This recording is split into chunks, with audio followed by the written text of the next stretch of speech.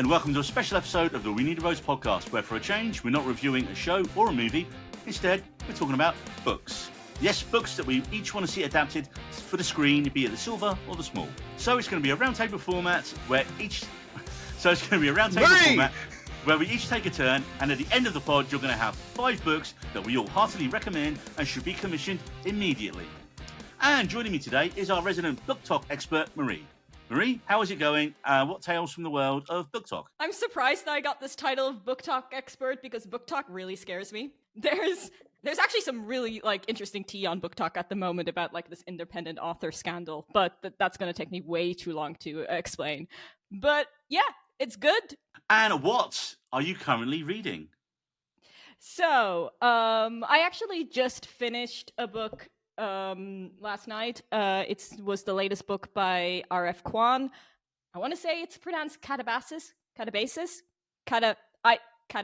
I don't know. It's the newest book by R.F. Kuang, who's slowly becoming one of my all-time favorite authors. I've read all of her books up to this point. I read the Poppy War trilogy earlier this year, which absolutely emotionally devastated me, and I still haven't recovered. And surprisingly, this was actually a pretty nice palate cleanser, because she has the effect of taking your heart and just ripping it out and crushing it. And this one didn't do that.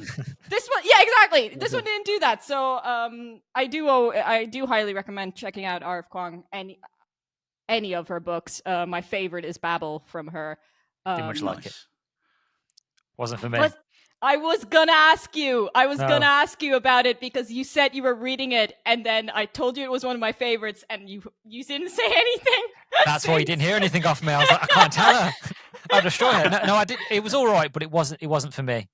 Oh, I have to admit, sure, her writing's not for everyone. Yeah. But yeah, still one of my faves.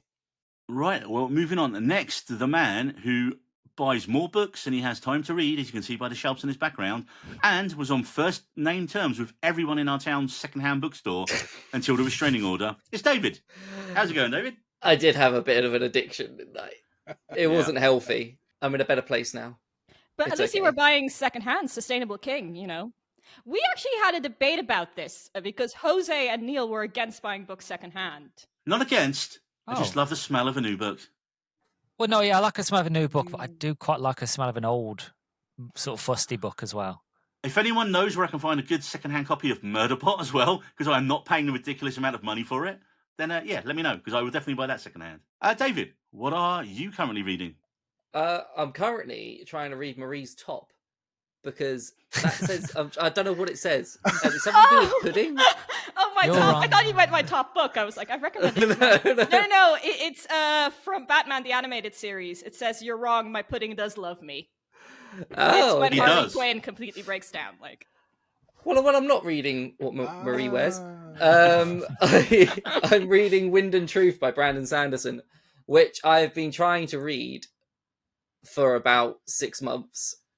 And having a child makes it very difficult to actually get the time to do any reading. I haven't got the time. I get 2 hours to myself. And in those 2 hours, I'm just too tired to do anything.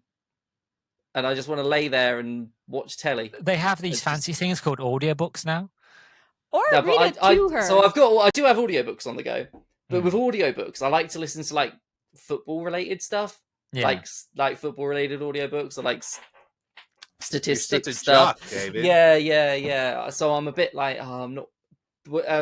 Anyway, Wind and Truth. It's taken me ages. And thank you, Jose, for bringing me this lovely The Way of Kings by Brandon Sanderson, all the way from Florida Personally at signed. one time. With the It's video. a bonus edition. I know you met Brando for me.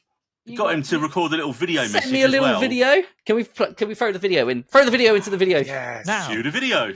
Hello. How you doing? So this is actually for a friend of mine. He's in the UK, and so he just was excited to have these books signed. That is very nice of you. And then, if anything, if you could just say thank you for being a fan, David. Yeah, David, thank you so much for reading. I really appreciate you, and you've got a good friend getting books for you. He knew who I was from Jose. And now you can die happy. But yeah, David, read He it was to a very your kind daughter. person. It's never too early to get them started on Sanderson. I'm reading Yeah. Shakespeare to Evelyn at the moment. Okay, Sanderson is Do better you than want your Shakespeare. daughter to hate you?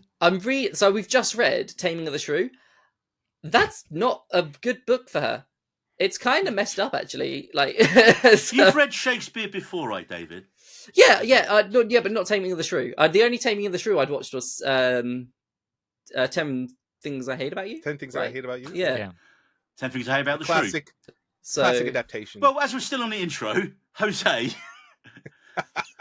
next to man who has been badgering us for ages about one book he keeps mentioning on the pod again and again, and so today he finally gets to tell us all about it without, hopefully, spoiling it. Jose, I'd ask what you're currently reading, but I'm assuming it's the book you're still going on about all the time. Well, it's not just one book; it's a series, and I am technically listening to Audible, so I hope that still counts. It counts. I did. Yes. So it's a Dungeon Crawler. Carl is the first book in the series, and there's currently 7 with one more on the way.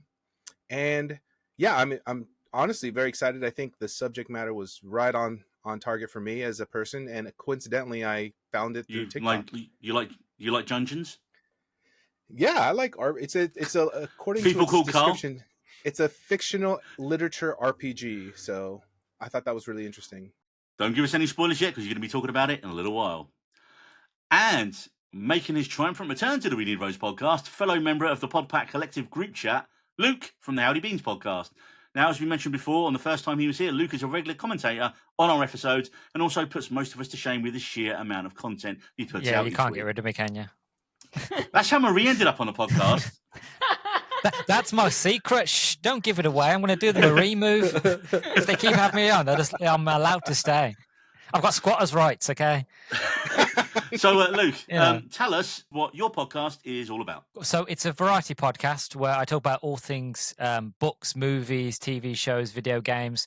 I look into mostly movies and things that other people aren't talking about, and hopefully kind of defend them, give them a bit of love, and hopefully to shine a bit of light on something that you might have missed, either new or old, really. Nice. And what are you currently reading at the moment? I'm currently reading Torchwood Slow Decay by Andy Lane. It's absolutely brilliant. I can't talk about it a lot because I'm planning on doing a review about it at the end of the month. But it's brilliant so far. If you love Torchwood, it's very, again, I know you don't mind, but it's very horny. It's very sexual. It's very spooky, creepy. But it's brilliant. I'm absolutely enthralled with the Torchwood book so far. Not all of them have been brilliant. The first one that I read wasn't great, but Border Princes and this one so far are absolutely outstanding, and I absolutely love them. So I highly recommend them. If you are a Doctor Who fan, that is. Nice. I have just finished the sequel to the book I'm going to be talking about later. And this book is called Everybody Wants to Rule the World But Me, and by Django Wexler. And I'm not really going to say much more on that because I'm going to be talking about the first book in the series later on. But I've literally just finished this today, which means next up is dun, dun, dun, the 4th book in the Red Rising series, which Marie is very, very scared about because she doesn't want anything to happen to certain characters, which had a nice happy ending in the 3rd book. It did. I mean, I love the original trilogy, so like I am one of those people, like, if it, like, reaches to a point where I like it, I just stop. I don't, like, I ignore that. Like, that's the same with TV series as well. You are Joey putting the book in the fridge because it's scary. I do that too as well. But yeah, but if like a story reaches like a conclusion that I like, I just stop. It took me ages to watch like the final few seasons of Buffy because I just liked how season 5 ended. Because with grimness and death, yes. Well, you know, I'm dark and twisted, so Standard. Okay, let's get into it. So, up first, let's see. Let's go with someone who wasn't here for the first round to see how they flounder horrifically as we throw to them. Why do I David. assume it's me? I was looking at Jose, but no, it's David. Oh no, there's too much pressure. I don't know how you guys did it before. I definitely watched it. Yes, I'm sure you did. Totally. Well, fortunately, David, there were some questions and I can help you through. David, what is your book? I want to talk to you today about Hex, a horror book written by Dutch author Thomas Olde Heuvelt at the stupidly young age of 16. Yeah. He wrote this, like the depressingly young age of 16. He managed to write this book. And he has since only written one other book called Echo, which came out recently. I think only a couple years back. Yeah, because he's Dutch, what happens is it takes like a good year or two for the translations to get done properly. So I've got the hardback of Echo, and it is very good, but I didn't like it as much as Hex. Okay, so you've read Hex then? Has anybody else here been a Hex fan? Okay, cool. So Neil, perhaps you can jump in as well, as and when with the review. I'm happy for you to do so, and you can critique my choices of director and acting choices. I feel like you're what Hex is about, and I'm going to read the back of the book. So, welcome to Black Spring, a picturesque town with an ugly secret. A 17th century woman with sewn shut eyes and mouth walks its streets, enters its homes, watches people when they sleep, and she generally just sort of chills about. She's just there. Just there. Chilling, yeah. They call her the Black Rock Witch. So accustomed to her presence, the townsfolk often forget that they will happen if her eyes ever open. To protect themselves, the Black Spring elders use high-tech surveillance to quarantine the town. Frustrated with the lockdown, the town's teenagers decide to break the rules and go viral with the haunting. But no one foresees the dark nightmare that awaits them all. Now, if that doesn't want you to read the book, guys, I don't know what will. I mean, I know that I won't. Yeah, Marie looks horrified from the second sentence of that, David. It is genuinely quite a scary book. I love how Hex brings the sort of witching and haunting story that you know into the 21st century with its use of technology and its surveillance. So imagine you're in this tight-knit community and there's this app that you can go on. It's called the Hex app, hence the book Hex. And you can just track where your witch/ghost is pretty much at all times. Like, oh, where's she at the moment? Oh, she's round Susan's house. Okay, that's all right. She's nowhere near me. That's Hex. Has everybody got their own personal witch? No. So there's just the one. There's one right. Black Rock witch. She's called Catherine von Weiler, I believe. I should know that. I'm reviewing it. Catherine Van Weiler, not Von Weiler. Van Wilder, Ryan Reynolds. And that's a different book. No, she just sort of wanders about the place. She's just there. Honestly, she's just in people's lives. She's not like jumping out, jump scaring people. Yeah, she's just there. She's just walking about, chilling. Like they might be sitting there watching Netflix, and she's just standing in the corner. You just appear in your room, yeah. Yeah, just with her eyes sewn shut and her mouth sewn closed. And she's trying to talk. Yeah. But I mean, is this like people are just accustomed to this, or they're so accustomed to it. Generations, and the younger generations are the ones who are like, "Oh, we don't care about the old rules," and then obviously shit's going to go down. Yeah, so kids are idiots. How the town goes to extreme lengths to keep this secret within the community. And it does it in a way that actually makes sense. It's done through both supernatural methods and just careful planning. Hence with the app. So very early on in the book, it's not really a spoiler. Like a couple moves to town, and they're have to get told about it by the organization that runs the Hex app, and they're like, "Oh shit, there's this ghost here. We can't fucking leave now." And they realize that they're kind of screwed now, and they're a part of it, and there's nothing they can do about it. They can't tell anyone about it, otherwise there's severe consequences. It makes sense how it all comes together. For me, this book would work amazingly as a TV show, where we'll get to learn more about the community, more about all its people, the town and the witch itself.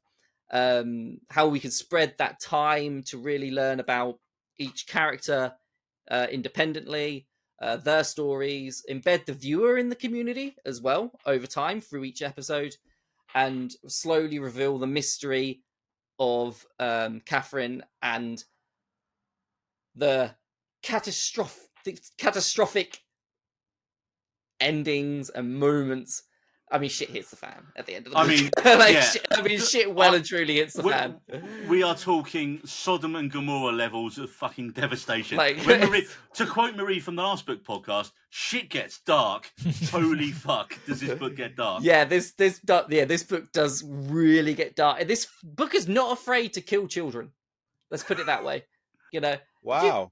it's not. It is perfectly happy, in fact. Wow. So it's not And for in the horrific ways. lighthearted. No, In horrific ways, Jose.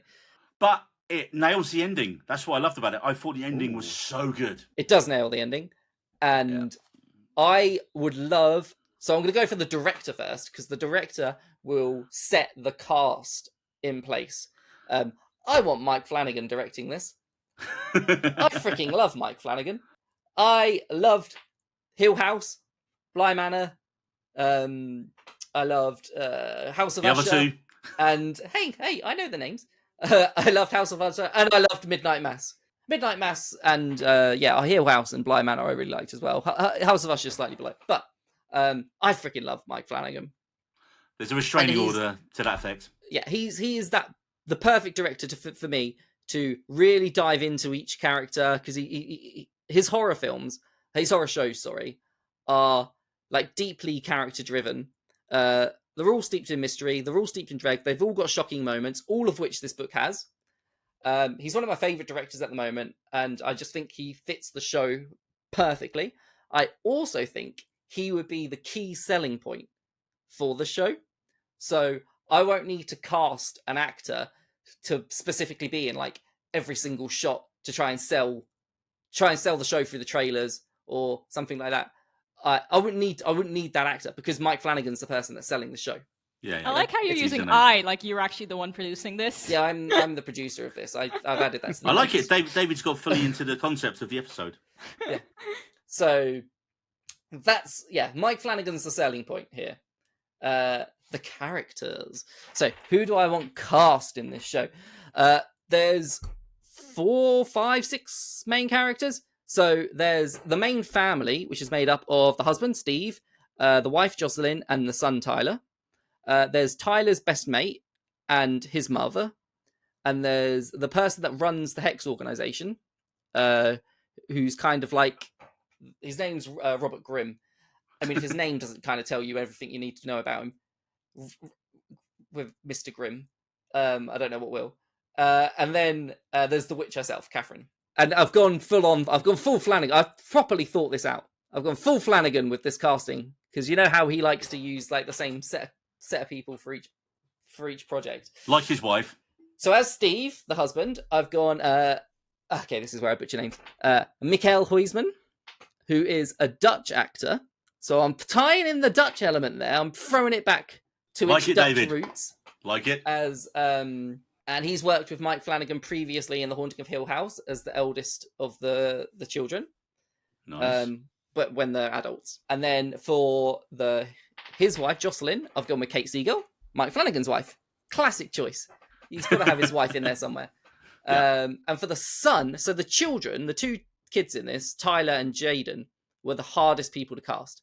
Tyler, I've gone for Jacob Tremblay. Ooh. For his work on Dr. Sleep, where he played the kid that just got, spoilers for Dr. Sleep, just horrifically murdered. And he's also in The Recent Life of Chuck, so that's where he's worked with Flanagan.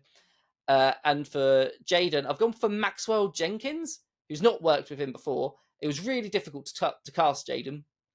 He's in Lost in Space. He's the little boy in Lost in Space. But he's now 18. No, he's not. He's now 18, 19. So he's around that age that I'm looking for. Jacob Tremblay is 18. So only 18 still. Jeez. He's only 18. Yeah. So I'm sort of really? He's been trying around to find for ages. that right time. I was also trying to figure out the ages of the parents as well, because I was like, Kate Siegel going to be old enough to have an 18-year-old son? Thankfully, she is. Yeah, she's 43. So, and for the mother, I've gone Samantha Snowden, Midnight Mass, who plays the villain, one of the villains, sort of religious crazy lady in Midnight Mass, and she'd be perfect for Griselda. Robert Henry Thomas, Elliot, E.T., Haunting a Hill House, And for Catherine, The witch. I wanted to go for a star name and just have her just stand around with her eyes shut and her mouth sealed, because I thought it would be funny to have a star name and just have her be that. I thought it'd be like the I Am Groot kind of thing. Just be completely pointless. And who'd you go with? I didn't in the end. I went with Katie Parker from Fall of the House of Usher. Yeah, I was thinking about oh my god, I can't remember her name. What's her name? She's in Life of Chuck recently. She's in Jumanji. She's in Doctor Who. Luke. Oh, Karen Gillan. Karen Gillan. Karen Gillan. Yeah, Karen Gillan. That's If who you I'm said thinking ginger of. hair, I would have got it. But Yes. Oh, you know what? Screw it. I'm going Karen Gillan. Even though like Catherine wouldn't have ginger hair, I just think it would be just have a star name. She was really there. good in Oculus, which is an underrated horror movie that she did. And so Mike Flanagan. Mike Flanagan. See, Yeah. there's The the connection. links. Things. Mhm. There we go. So that's what I'm saying. Black Rock Witch, Catherine, Karen Gillan. And your last note on this, David, I believe it says. Mike, make it happen. I mean, he is busy over at Amazon I'm doing every Stephen King adaptation. specifically here. Make it happen. That feels like a threat, David. And we know I about the mean- restraining order. Sorry, Mike. Okay, moving on from lawsuits, hopefully. Luke, you're a guest. What do you got for us this time? Right. So this was difficult because the book that I wanted to do, there was no way that I could talk about it without talking about spoilers. And it's just one of them books that you need to go in with knowing nothing. So last minute, I decided to change, and I went with instead Terry Pratchett's The Carpet People. Mine's the 50th anniversary of it. Absolutely love this book. So I'll read the blurb. It goes as followed. In the beginning, there was nothing but endless flatness. Then came the carpet. Then came the dust, which fell upon the carpet. In the fronds of a carpet, there are tribes and people, families and brothers. This is a story of two of those brothers. This is the story of the evil Frey sweeping a trail of destruction across the carpet, and the story of an adventure to end all adventures. Absolutely brilliant, brilliant book. What I love about it so much, and I'm just looking at my notes of brief sort of. So we all know Terry Pratchett is. He is an absolute monumental, one of the best fantasy authors of all time, in my opinion. I absolutely love and adore him. My bookshelf over here is mostly all Terry Pratchett, to tell you the truth, because I think he's brilliant. Will it work as a sort of TV show or a movie? Admittedly, I would love a film, but to be honest, I would love a TV show. And the reason being is the fact of the story of the book takes place in a carpet, in a dusty old house. Well, you don't really know it's a dusty house, but it's just a carpet that's just been abandoned somewhere. And you have these little tribes that live in between the carpet, and they have wars, and they've got so much culture. And they have this one bit called the tag, where it's just the tag of the carpet, but they see it as hieroglyphics, as ancient knowledge, and they try to read off, and they live by the rules of the tag.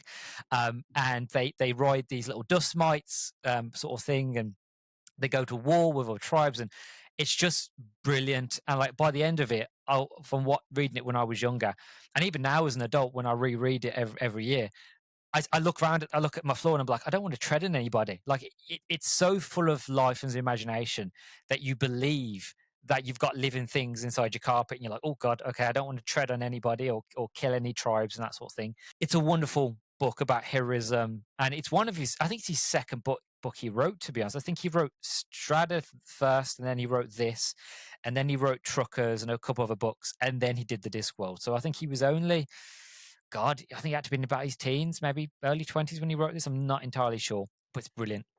Does it, from the way you described it, is it more like a younger person's book? And also, for theme, and for format, would you say like an animated film then would work best for this kind of story? I think, well, yeah, it is for a younger audience, but again, what's the wonderful thing about Terry Pratchett is you can read any of his books at any age and you'd get something out of them. Like, I don't know if anybody is a fan of Going Postal. If anybody watched that on Sky One, early 2000s, that had somebody called Moise von Lipwick. And that was a series about a guy that basically has to stop the Ankh-Morpork Postal Service, but only Terry Pratchett can make post and the postal service sound interesting.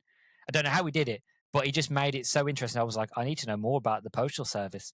And that's what I love about Terry Pratchett is the fact of no matter what he does, whether it's the Carpet People, the Discworld, Hogfather, there's something there for everybody to just love and enjoy. As for animated or live action, animated would be great. You can do a lot more with it, but part of me would really want to see a live action telling of this, and that leads into who I would love to direct it, to be honest. So I'm going to go somebody crazy, and he might do it because he managed to be so successful the first time with a ever loving fantasy series. But Peter Jackson, I think Peter Jackson would be brilliant at this because if you think of it, think of Middle Earth but in a carpet.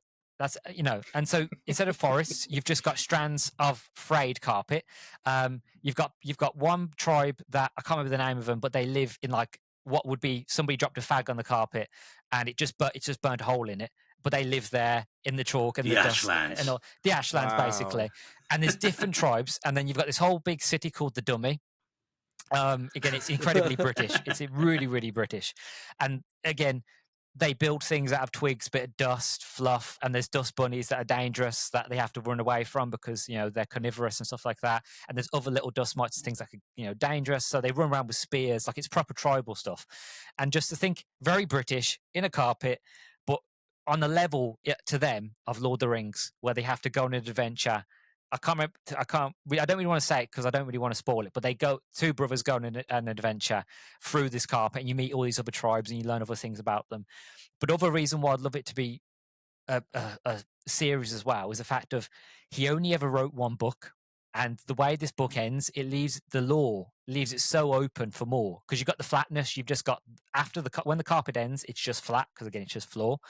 But then it's like they talk about, let's go explore what's beyond the flatness. And I would love them to explore that and to have adventures of what else is in the house. Are they in a dusty old house, or is it an old lady's house, or do they find children's toys like Duplo and Lego and other sort of copyrighted toys and stuff like that? You know what I mean? And that big wondrous idea. And I think like taking Lord of the Rings but down on a smaller scale would be just fantastic.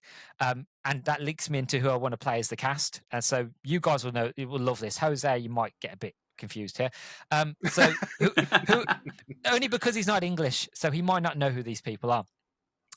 So for cast, I would want the Horrible Histories people, Ghost, Yonderland, that troop of people. So Matthew Baton would be Snibbril, who is the main protagonist of the story. Then you've got Ben Wilbond as Glunk, his brother, and then you've got Lawrence Rickard, who plays the caveman Moonystone in Ghosts. If you watch Ghosts, he'd be Prismia, who is kind of like he's like a wizard, like a sage, but he doesn't really do magic. He's just very, very wise. And then you've got Bane, and he'll be good as Simon Farnaby, who is basically the general of the dummy army, who is like the bad guys that are trying to stop the Fray, who are like evil, who are like the big bad of the story, and they're trying to stop them as well as you've got the other characters as well. And yeah, I can just imagine a very British, very sort of Middle Earth, sort of epic fantasy TV show, but just set in a carpet. Like it's incredibly different. It's unique, but it's so wonderful. Like it's so Pratchett. But my only thing I would say, if they would do it, they would have to get Rhianna Pratchett on board, because his daughter, she's a writer as well. She's done video games. She did the Lara Croft games. She's done other books as well, and I would love her to be on board, to have somebody with the Pratchett name to be on, like, do this, do that, or my dad probably would have said this, or he probably would have had this or that, because they tried to do Guards, which is another Discworld book in America, which without the Pratchett estate, and it was terrible. It was absolutely horrific. So it was like, if they're going to do it, get Rhianna on board, and get sort of the Pratchett estate, just so it still feels British, but also just feels like Terry. If it feels like him, it sounds like him, and it has their blessing, then I'm all for it. That's my only real thing I said they need. I'm sold. Yeah. Did you see? Yeah, it's a kid's book, but it's brilliant. And it's not part of Discworld, is it? No. So this is way before Discworld. I think he was 14. I think he actually says in the book, because So These he wrote authors are it getting younger. Yeah, we're making us feel 1971. very good here. 7 years before the Discworld books. Yeah, so it was written 7 years before the Discworld books. It was Man. published in 1971. Did you see the latest Pratchett adaptation? I think it came out like 2 years ago on the BBC, and it was a Guards Night Watch Yeah, adaptation. that was the American one. It wasn't very good. I didn't Was it think so anyway. American? Yeah, it was. I didn't It was know. made in America. Yeah. I didn't know it made America because it was on the BBC. I thought it wasn't Pratchett, but I still kind of enjoyed it because that's the thing about Terry Pratchett. No one can get him right. Well, yeah. Not yet. I mean, Someone's going to crack it one day. Not yet. Yeah. I mean, the closest we've gotten with is Good Omens with, but you know, that's with He Who Must Not Be Named. Yeah. So They did. They did Hogfather, so that was good. That was quite faithful that holds to a the lot books. of nostalgia for a lot of people. And then you got The Colour of Magic and Light Fantastic. They were pretty good as well, with David Jason as Rincewind. But yeah, like no one's really cracked that nut of Terry Pratchett because he was just so unique. He's just so but He was so unique. clever. He was really the thing is he was just really clever. Like his writing, like what I love about Pratchett, of any of his books, you can read them just as a story and enjoy them. But if you read between the lines of what he's really saying, you're like, that's really clever. Like he was talking about things that only now that is coming to light of things that we talk about, that we take notice of, about the way people are and likes, dislikes, and politics and all this kind of stuff. And he can make you like things like the Postal Service, which is considerably boring, interesting. You know, and I'm like, how's he made it interesting? Like banking, he's made banking interesting. I was like, wow, how does he do that? I mean, he got me to be interested in football with Unseen Academicals. Like, Yeah. Or as he put it, foot the ball. He couldn't get me on that one, but I love the characters of having a goblin. That was really clever. I love that. Unseen Academicals is my favorite Pratchett book. I love it. The other book that I was going to have was Monstrous Regiment, which was another Terry Pratchett book. But the problem is, like, if anybody has read it, if you know the twist in the story, which if I talked about the synopsis, it would have given it away. Then it would have ruined the book. It's one of those books that you've just got to read and just experience for yourself. But that book is very poignant and very accurate, shall we say, to what's going on nowadays with a lot of people. But I can't say anymore because it will spoil it. But it's brilliant. It's one of his best, but no one ever talks about it, and it kills me inside. Right, moving on. Let's see. Who do we have next? Jose, who hasn't given us a book before, or Marie, who is going to definitely tell us something gay and fantastical. Last time we had... This is building up too much pressure for me. Okay. Hold on to your... I mean, just saying, last time, Jose, she brought out the lesbian space necromancers. So, what do you have, Jose? Which is a fucking amazing book. Yes, I have the first No in a series of, like I said earlier, literature RPG, which I didn't know even existed. It's a book by Matt Dinniman. He actually self-published this book, and there was a hardback that was created through Kickstarter, of all things. So, kind of crazy to see how much fan enthusiasm there is when the book just barely started on his own dime. So I guess we read a little bit of the synopsis for first of all, what's the name of the called? book, Jose? Oh yeah, I always seem to have this problem. It is called Dungeon Crawler Carl. Jose, give us the blurb. You know what's worse than breaking up with your girlfriend? Being stuck with her prize-winning show cat. And you know what's worse than that? An alien invasion, the destruction of all man-made structures on Earth, and the systematic exploitation of the survivors for a sadistic intergalactic game show. That's what. Join Coast Guard vet Carl and his ex-girlfriend's cat, Princess Donut, as they try to survive the end of the world or just get to the next level. In the video game-like trap-filled fantasy dungeon, a dungeon that's actually the set of a reality TV show with countless viewers across the galaxy, exploding goblins, magical potions, deadly drug-dealing llamas. This ain't your ordinary game show. Welcome, Crawler. Welcome to the dungeon. Survival is optional. Keeping the viewers entertained is not. That's nice. A pretty good synopsis, honestly. You admit the drug dealing llamas. You ain't got to say anymore. Like I'm sold. There we go. I was sold at Princess Donut. Princess Donut. Yeah. And yes, I saw Marie perk up when you mentioned prize showing in cat. So yes, that is probably one of my favorite characters. Also, she's a main character. So a really interesting book talking about the first book. It's more set on the whole game, and then as the series progresses, it talks about the politics of, like, very casually talks about the politics of the intergalactic companies that fund this show, and there's still like a heavy emphasis on the game itself, but it kind of starts to show you the big picture as the series goes on, which I honestly did not expect, because the first book is definitely all show. Something that the synopsis doesn't show you is it goes through 18 levels of the dungeon, and the first book only covers the first 3. And honestly, though, there's a lot to it in terms of like how far people actually get, and then they make deals to get out of the game. So there's a lot to this idea in general, and it's done so well with like the idea, if you're a video game player and you like RPG, it's a really great way of putting all these things together in a fun way, and it's definitely not family friendly. I was about to say, what's the tone, Jose? Because reading that, I think kind of like Rick and Morty intergalactic style chaos. Rick and Morty is probably like, it's a cartoon, but it's pretty graphic, but it's not like malicious. I mean, depending on how you view Rick and Morty, it's actually smarter than you realize when you first watch it. The book is so well written, the characters are hilarious, and it is a little sadistic, but not in a malicious way.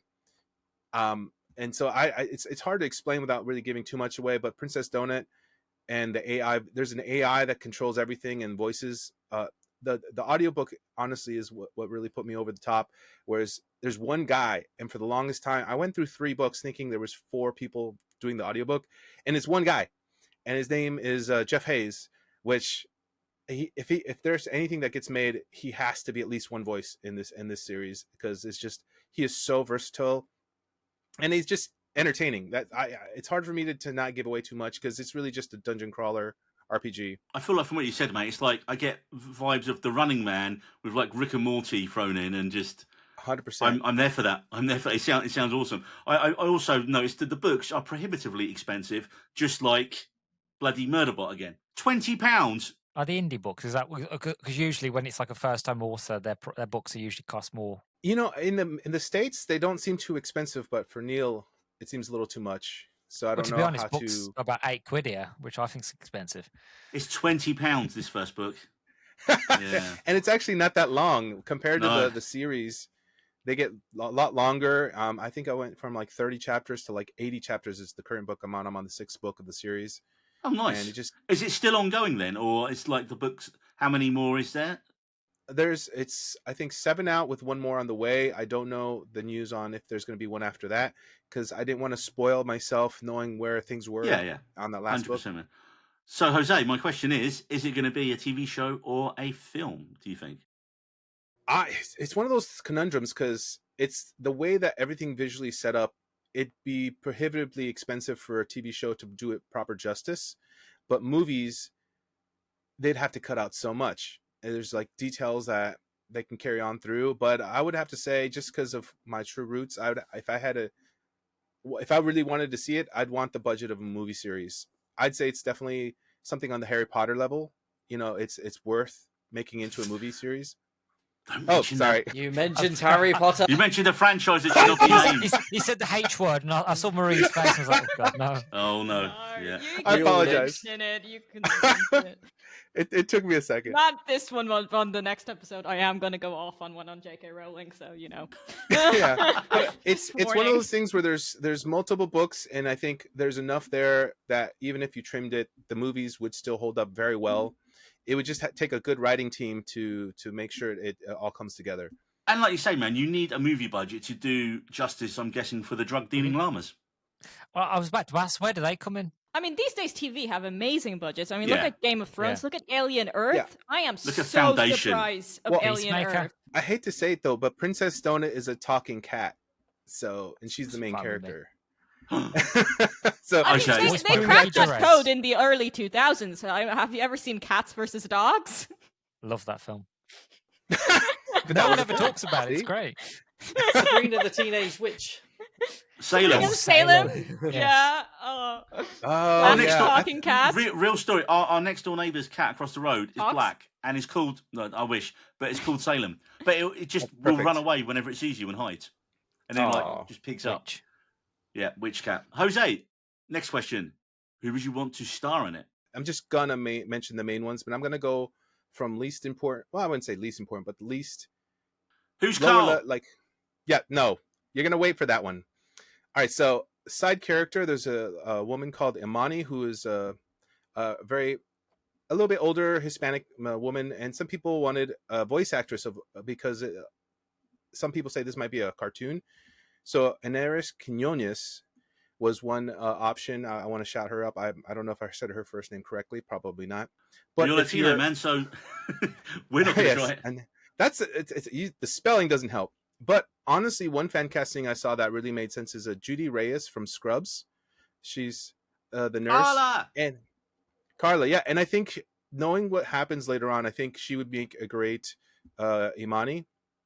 There's a woman called Ellie. She's a nursing home woman who then becomes part of this.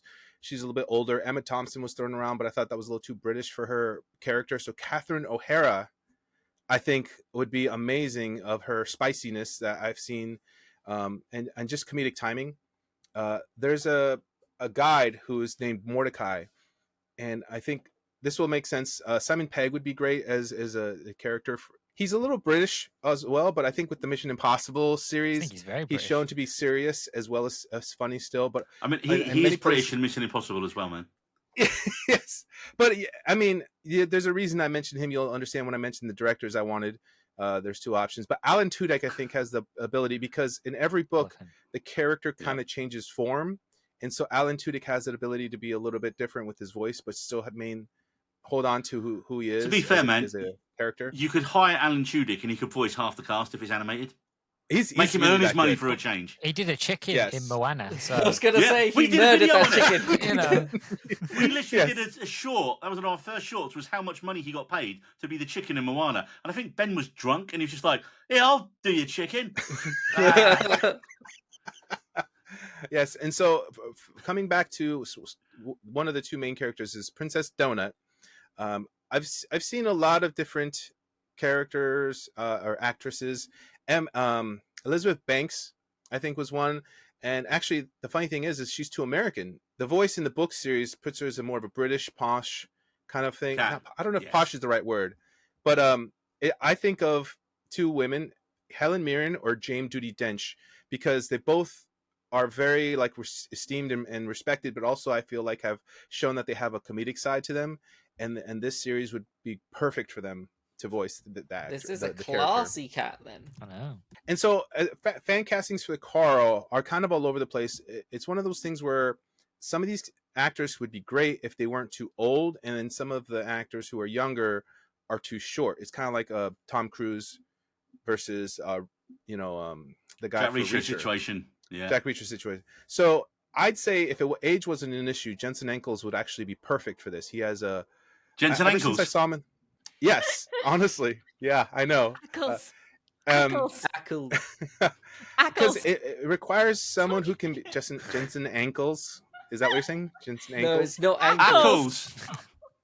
Ackles. The internet is screaming at you right now, Jose. Yeah, and most of them are screaming, yes, we love his ankles, but also his name is Jensen Ackles. He's got some sexy ankles. He does. Or just say my future husband. That's fine by me as well. There we go. The character in the first book it's just a brooding guy who's pretty tall, muscular, and he has no pants. He runs around with just boxers. So I feel like a lot of people would like him, but it's important to calm down, Marie. Yes, it's important to say though that he is a younger guy who just got out of a breakup, which is a part of the storyline later on. And so someone who recommended Darcy Montgomery, who's a big character in Stranger Things. He was also in Power Rangers. Yes, and actually, to be honest, I thought he was a great choice, except he's the guy who's just a little too short. He's the Tom Cruise situation. Jared Kiso, again, from Letterkenny. I don't know if you know him. He plays the really nice character, both a little bit of brooding. But if anything, one that I surprisingly agreed with after some thought was Patrick Schwarzenegger. He's younger, he's tall, he's pretty buff. And I mean, I'll give it up to him. He's showing some range from that show. What's the show? White Lotus. White Lotus, there we go. What was the other one? And Generation V. I think, if anything, that kind of brought together a lot of the necessary qualities of the character of Carl. He can be kind, he can be understanding, but also there's later on, he's a little more complex. And I feel like Patrick Schwarzenegger could grow with the character if he was given enough time. and I think it'd be great. And dude, come on, like his old man was in the Running Man. Come on, like if you've got a Running Man style intergalactic thing, and dude, they just have to have him cameo in it, right? Because they've never done anything together, so this would be the perfect time that would. There's a lot of potential there for a cameo for his dad. Honestly, Passing of the torch. Yeah, pass the torch. Yeah, Literally, probably a flaming torch to burn someone in the game. You could literally do that. Honestly, I'm going to take a guess already. I believe one of your directors is going to be Edgar Wright, right? Because you've literally just. Yes, Yep. Did I yes. guess that? Yes. That was going to be my second choice. Because he's probably not first- going to make a film that's like The Running Man, because he's literally making The Running Man at the minute. Yes, Authentic And Running Man. Yes, book actually, accurate. you're right. When you put it all together, the characters, the storyline, the complicated beats, but with the comedy, Edgar Wright was a good choice. And that's why I mentioned Simon Pegg, because hey, you got to put your buddies in there. But if it came down got to enough it, money. I really liked the idea of Lord and Miller, Yes. good shout. because Star Wars was great, even though it was kind of a shit show making it. But the Lego movie, they did a good job of saying, hey, this Lego character is going through this journey, and then like there's a serious older character in Morgan Freeman, and there's a love interest as well, so they can kind of carry that. And then there's just a lot of good humor, even though they can have some serious beats too. So Lord and Miller, I feel like. By the way, I forgot there's some news that Dungeon Crawler Carl will be adapted into a television series, but it's going to be animated. It's going to be by Seth MacFarlane's Fuzzy Door Productions with Universal International Studios. I don't want it animated, Jose. I want live action I'll be interactive honest, game shows. That's And what I Seth want. sounds most of bad. it. Would do most of the voices. Yeah, I know, right? And there'd be all this singing. No. I- You've ruined it, wanna- Jose. You've I want to ruined see it. I these didn't wanna know drug that. dealing llamas. Yeah. Live action drug dealing yeah. llamas. Yeah, I thought I hate to animated break it could to you, but work. they're small. Don't diss animation, guys. No, you know I'm how not I dissing feel it, but about I that. just. No, animation. I'm dissing feel Seth like he could do a MacFarlane's good job. animation. Hey, Family Family Guy Guy. is still on, Specifically David. It's Family still Guy. on. Also, I aren't they think making Ted, but like as an animated? Or they're planning on doing something? Why? don't they? I know they're doing They've made younger they Ted did too, the live right? action. Yeah. Yeah. There was Ted 1, Ted 2, then there was a Ted TV series, show. wasn't it? Which Yeah. wasn't that bad actually. But no, just leave it alone. It's a sweary bear. We get it. From sweary bears to, well, someone who swears a lot as well. Hey, if the segue fits, it fits. Marie, I'm assuming whatever you're going to tell us about is gay and fantastical. Go ahead. Yeah, okay. So, this book is, I read it like when it first came out. Well, it first came out in 2020, but I think I read it in 2021. And this is like when I read it, like it's like was one of those ones where I had a book hangover and I was just like, okay, I just read a modern classic. And that is a book called Raybearer by Jordan. I'm gonna mispronounce her last name. I've been honestly practicing all day. I've watched so many interviews where they say her name and I'm still gonna mispronounce it. Jordan Ifueko. I cannot. It has like a weird inflection. Anyway, this book, like it's a modern fairy tale. So it takes place in a fantasy Africa. It is inspired by Jordan Ifueko. She is Nigerian American, and the influences of this book were mainly the West African folk tales that her mother told her. Also, I did not know this would be a running theme of this episode, but she also wrote it when she was 13. So we're all feeling very great about ourselves here right now. I have Like no three idea. times that age. Ugh. Yeah. My author, he was 8, so no, he wasn't. Yeah. That's all. I mean, it didn't get published until she was in her 20s, but yeah, she did start it in her teens.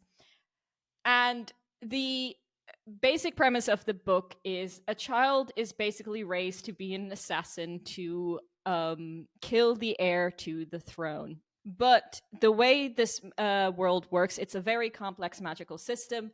The emperor of this world has a court of 11, and every time he anoints a person to the court, he gains an immunity. So by the time he anoints the 11 people of his court, he is basically immortal and can only die of old age. However, he can still be killed by someone in his court. So that's why the main character, Teresia, is like raised for this purpose by her mother, to seek revenge against the current emperor by killing his son. And the only way to become anointed to the court is you have to have a connection of love with the emperor. But this is why I really love this book, because it's not just romantic love. It can also be platonic love. And this is like the general theme of this book, that it's love. And you guys have heard me talk about this multiple times. I get so annoyed with the lack of representation of platonic love in media. I think it's like such a valuable connection to have, and it's always prioritized to a romantic connection. And it's not just platonic. There is also representation of polyamorous relationships in this. And then there's also an ace character. This is the first fantasy book that I read that had ace representation, and obviously I fucking love that. And the ace character is not like, they don't treat him as broken, they don't treat him as less as, he is just ace, which I highly appreciate this.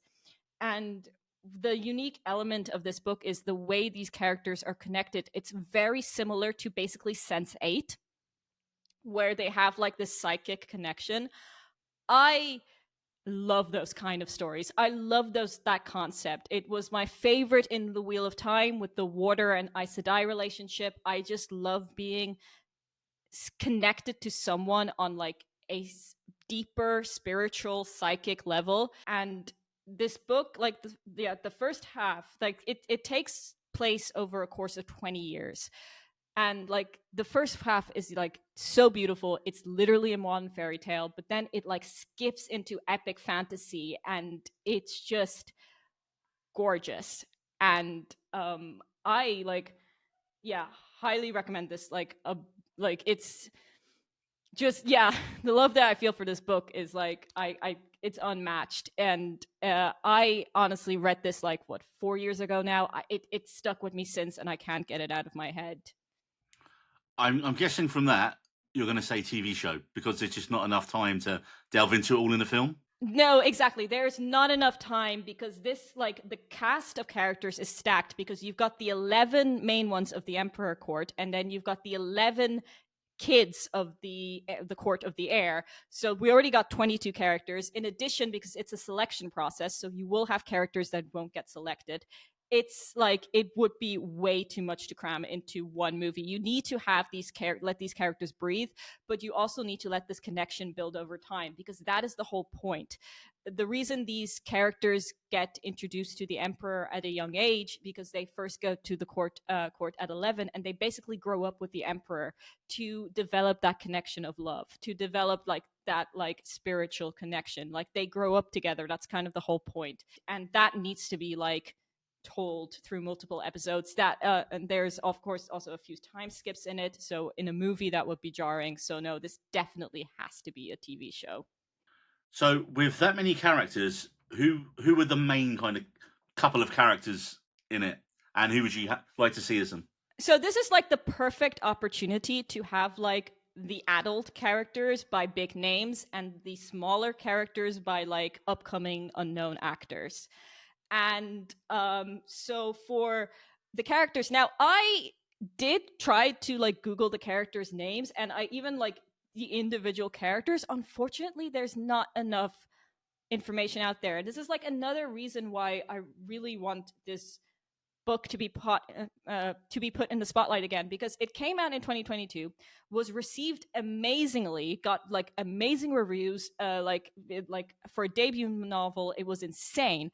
And then it kind of fell off. And now there's hardly any information anymore about it, when I was trying to remind myself of the character names. So I am a bit unsure of the adult characters, but you could do it with big names. So of course I was thinking Lupita Nyong'o. We've got Mahershala Ali, Daniel Kaluuya, Michael B. Jordan could fit into this as well. Could have just a stacked adult cast. The main character, when you introduce her to her, she's 7, and then she grows up to be to 20. So the kid characters would have to be played by multiple actors throughout their lifespan, throughout the time as they grow up.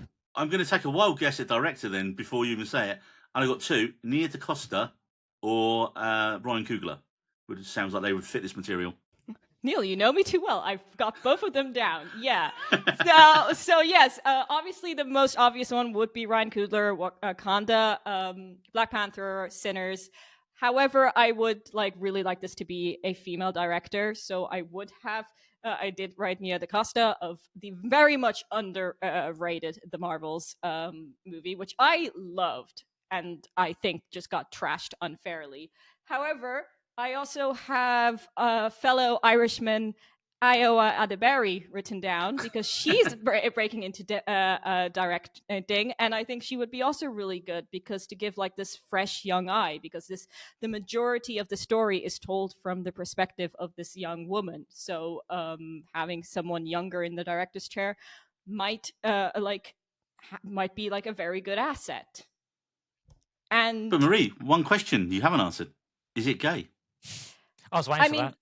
Yes, Yeah. polyamory, asexuality, It's crazy that a 13-year-old managed to write these characters that you're mentioning, because adults don't have their shit together in that way, where they're able to properly articulate these complex characters. So that's crazy. It's just also the way this world is told and the way the world is viewed. There's a political element to the story as well, like corruption, deceit, and everything. And it's it's incredible.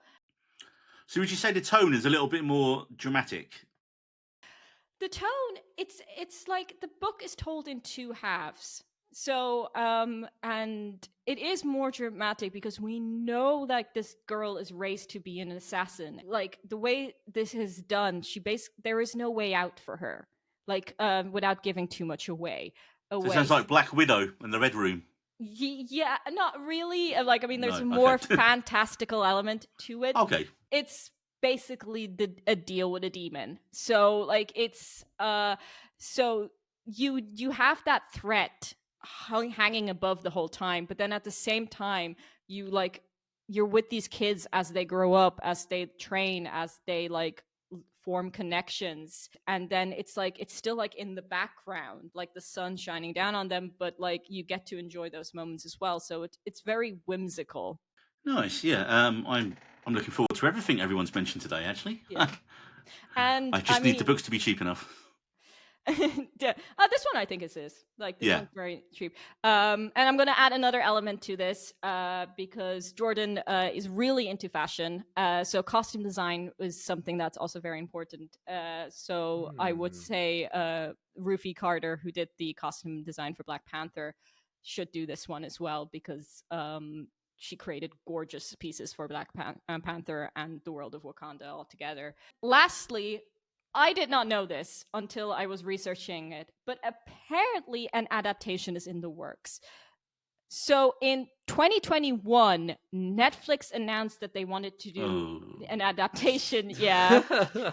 And but this was 2021 and I haven't found anything since. Adaptation was meant to be written and directed by Gina Atwater, who worked on Westworld. Since the initial announcement, there hasn't been much movement. I did even check Jordan's Instagram, and a year ago, she posted that they were still in talks about it, but even there was no guarantee that's going to happen. And she wasn't really directly connected with the project, which, to be honest, is a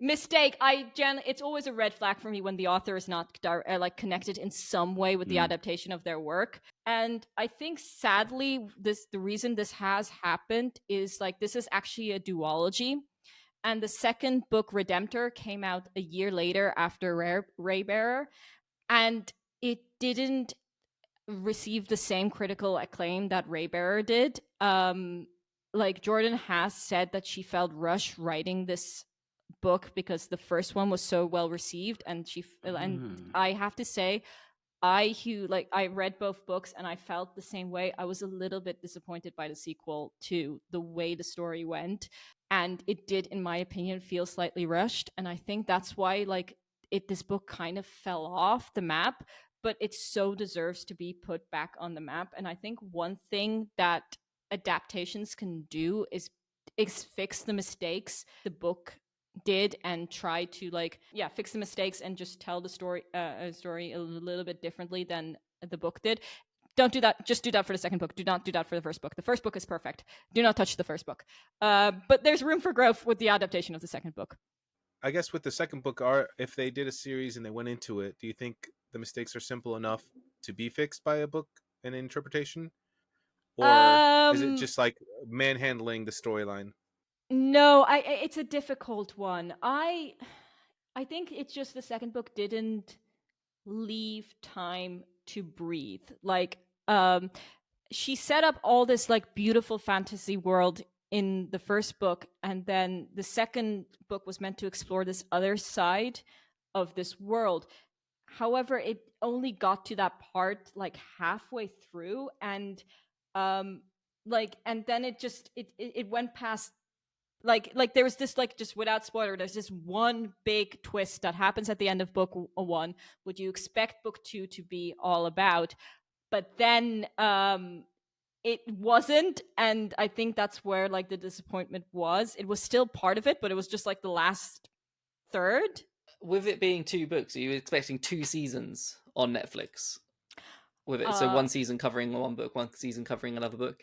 First of all, I don't want Netflix. Drop Netflix. Yeah. I do not trust Netflix. That's what I was going to say. If it's happening on Netflix, you're only going to get the one season. Exactly. It doesn't sound like it's happening on Netflix, to be fair. This needs to have the budget of HBO. Honestly, I think book 1 would have 2 seasons in it. That's what I was thinking with the time jump, right? With the time jump, yeah, it would be similar to House of the Dragon, where the first half would be the younger actors and then the second half would be the older actors.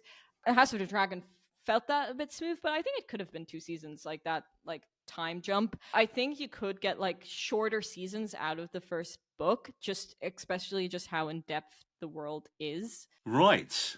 So moving on to the last book of the day, and my book. And my book is from an author called Django Wexler, and his book is called How to Be the Dark Lord and Die Trying. A little bit on Wexler. He is a former software engineer, and he has a reputation for writing fantasy books. He started off doing some YA fantasy, but most importantly, he finishes all his series of books. So he's done about 4 or 5 different sets of stories now. And so when I bought this book, he already told you when you bought the first one, there will be a second book, and then that will be it. And which is why I said at the start of the podcast, I've just finished reading the second. But the first one, let's go to the blurb. A hilarious fantasy adventure in which a young woman who is stuck in a time loop decides the best way to defend the kingdom from the Dark Lord is to become the Dark Lord herself. Davi has done all this before. She's tried to be the hero and take down the all-powerful Dark Lord. 100 times she's rallied humanity and made the final charge, but the time loop always gets her in the end. Sometimes she's killed quickly, sometimes it takes a while, but she's been defeated every time. This time, she's done being the hero and done being stuck in this endless time loop. If the Dark Lord always wins, then that's maybe who she needs to be. It's Davi's turn to play on the winning side. Honestly, this is one of the most fun books I've read in ages. Why do I love this book? It's fucking hilarious. And it has so much fun subverting all the usual fantasy tropes you're used to. I mean, you open a book and it's got the standard fantasy map you see, and it's always the Hills of Woe, the Sea of Doom, and all this kind of stuff. This book, it says pond where I begin the nightmare that is my life. It's one of the things in it. There are spelling mistakes because she can't spell the name of one of the places. And it's just crossed out. There's a drawing of a piece of shit and it just says shithole, human town in brackets underneath and things like that. And there's a picture of a dragon and it just says Ra written next to it in big capitals. It's I just loved immediately from the moment you look at the map, you're this is the tone of the book. I'm going to love this. And the premise is instantly clever as it's both parody but also a sincere fantasy with this really eclectic group of supporting characters who are all so vividly described by Wexler. So Davi is the main protagonist and we're not entirely certain where she comes from. And it feels because she makes modern day references, but in a fantasy world. So it's if you took a modern day 20-something from the world today and then dropped them in Lord of the Rings. So she's an outsider. So she calls bullshit on so many of the fantasy tropes that you're used to straight away. She regularly breaks the fourth wall, but fourth page, I guess, by putting hilarious footnotes in the book. trying to like make references to stuff that no one else in the book understands except her. So she'll like come out with like a sports thing or like a film reference, and no one in the world gets what she's talking about. And we're like, are they hearing it, or is it that just for us? It's just so funny. And as she notes in herself, she is a brown girl who is extremely horny all the time. Daffy is bisexual in the book, and she hooks up a lot in this book with men, women, orcs, even different species other than that. So again, for the representation, it's great to see a brown queer heroine in a fantasy book for a change. I now wait for Marie to tell me there are a myriad of brown queer fantasy characters that I know don't have nothing about. I mean, I just spoke about Raybearer, so Yeah, there we go. I don't think no one's straight in that book. It kind of reminds me, I don't know if anybody's read it, I was just having a quick Google. The graphic novel series I Hate Fairyland. Not familiar with that one. It's been on my list for ages. I do know it. It's brilliant. It's same sort of idea. A character named Gertrude, she gets trapped in a fantasy world when she's younger, goes on an adventure, but the problem is she can't do her one quest. So it has a time jump, and she's like a teenager, young adult now, and she's pissed off. She's like, I don't want to fucking be here. She's brutal. She kills things. She gets drunk. The little wisp that was with her goes from like a Jiminy Cricket to having a beard and being like a drunkard. He's like, I hate it. Like, I can't leave you until you've done your quest, but you're that bad at doing the quest. We're never going to leave. And I don't want to ruin it, but it's a brilliant graphic novel. But it reminds me of that. Of like, I remember reading a few of those and be like, yeah, this sounds really familiar. And do you know what? It's a short book as well. It's about maybe 300-400 pages, and it's just, it flies by. Like, this is one of those books when you pick it up, you will spend every waking moment reading it until you finish it. That's how entertaining it is. On the trope side, what's great is that once Davy decides to try and become the Dark Lord, we get all this character development with all like the anamorphic animal characters called the Wilders, and you get all the Orc and Wilder characters introduced. And I've never seen so much character development for what in a standard fantasy thing would be faceless bad guys. You know, you've got side characters who are instantly memorable. You got Amitsugo, and he's like an anthropomorphic fox-like character. You've got Sav, who's a sexy bald orc lady. You've got Droth, the rock monster, who just immediately reminded me of Drax because he's a rock. He has no sarcasm. Everything is direct to him. And there's a mouse wilder called Jeffrey. I just love the name. They've all got these like really fantasy style names. And then there's just a mouse called Jeffrey who speaks like he's in a Western and wears a hat. And as I quote Davy, he's just adorable. Davy's plan as the story progresses is to reach an event called the Convocation, hopefully, as it says on the map at the start, where all the various potential Dark Lords are gathering for like this big, Dark Lord off, I guess. And Davy really has some way to go from getting there, because when the book starts, she emerges naked from a pond with no clothes, weapons, or allies. So she's going to have to use all her powers of persuasion to get herself a horde so she can try and become the Dark Lord. I feel like I've sold this to most people here. So far, yes. I'm here. I have plenty of questions, but I know that would probably spoil the book.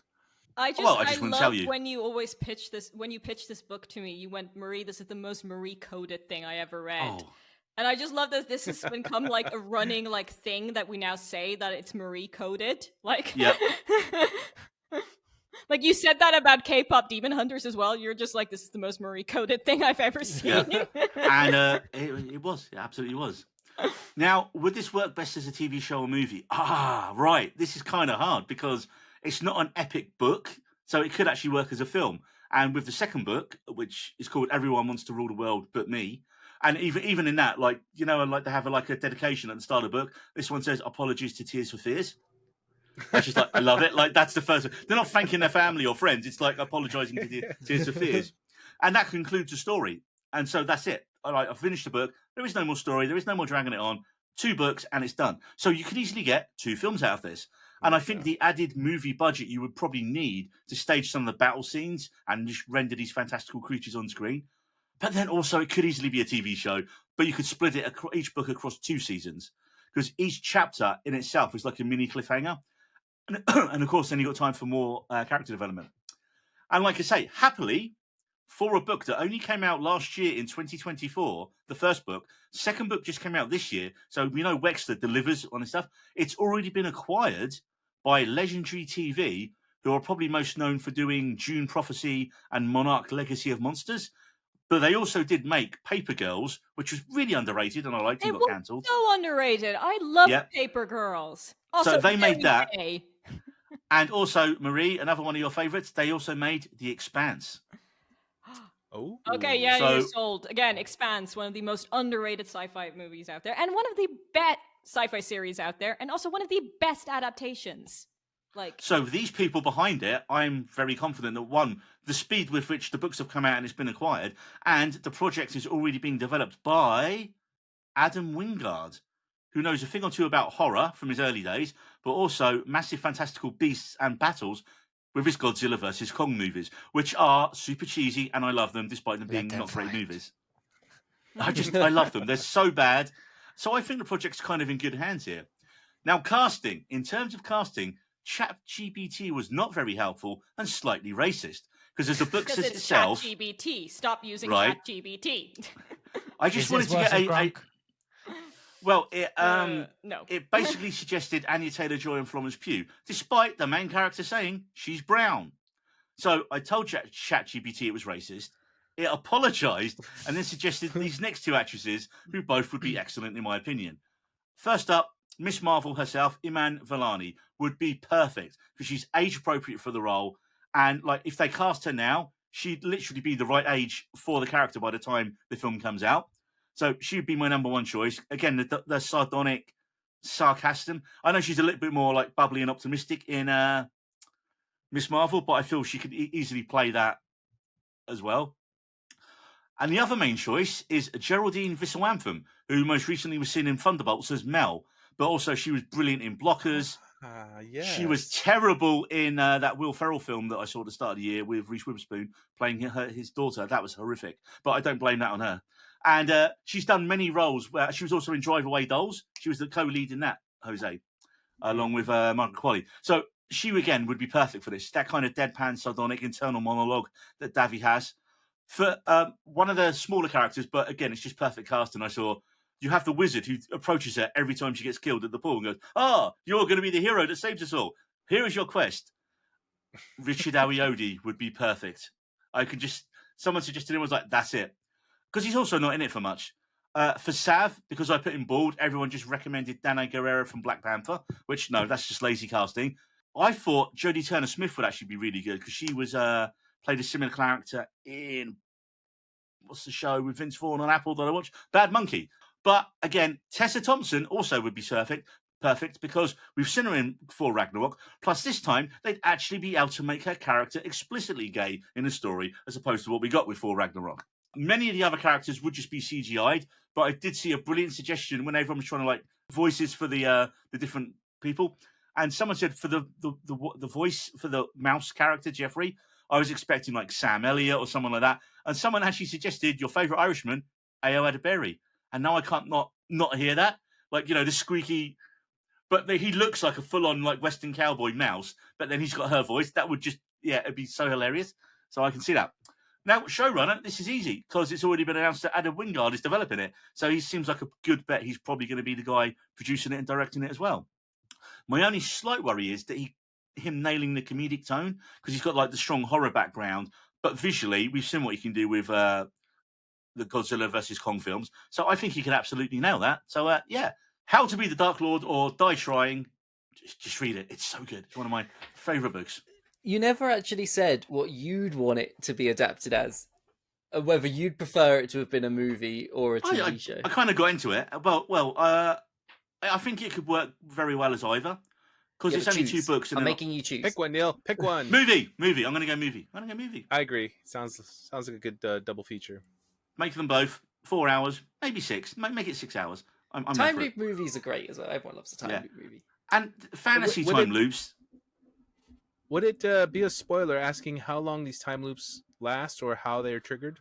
Well, they only last until every time she gets killed. Every time she gets killed, it resets back again. Okay. So she can survive a day. Style. Yeah. I don't want to get into anything more, which kind of gets into plot specifics. I mean, one thing I read one thing was like when you get all these funny asides from her about the pop culture references. I was like, is she actually from our Earth and she's ended up here?